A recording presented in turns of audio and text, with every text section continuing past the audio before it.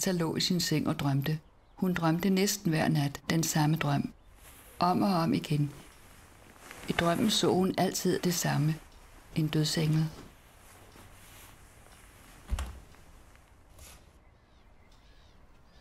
Hun drømte også om at komme langt væk.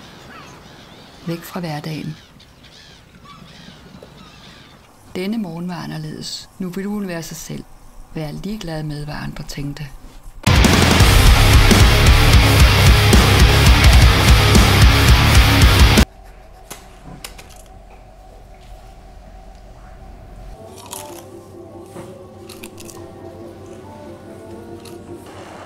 Martha vidste godt, at man ikke måtte stå på skateboard inde i butikken. Lige i dag var hun ligeglad. I dag var også dagen, hun stødte ind i byens største røvhul. Det dumme svin.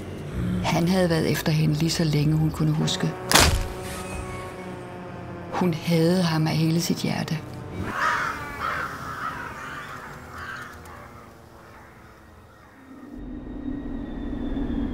Vinden susede gennem landskabet. Efteråret var på vej.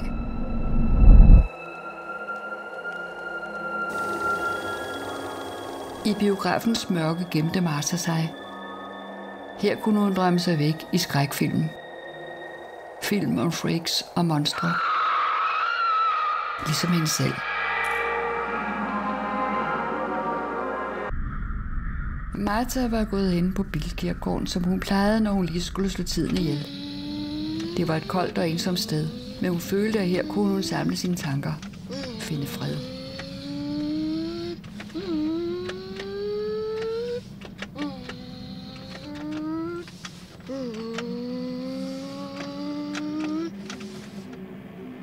Pludselig mærkede Martha noget.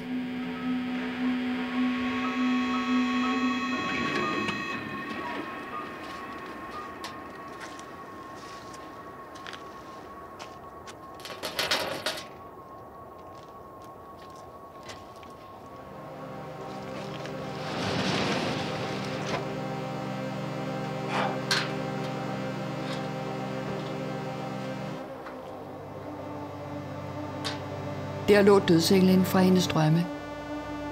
Pigen hed Roberta. Hun havde ventet længe på Martha.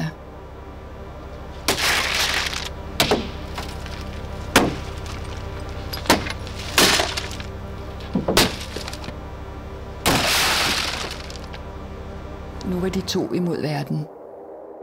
Intet kunne stoppe dem.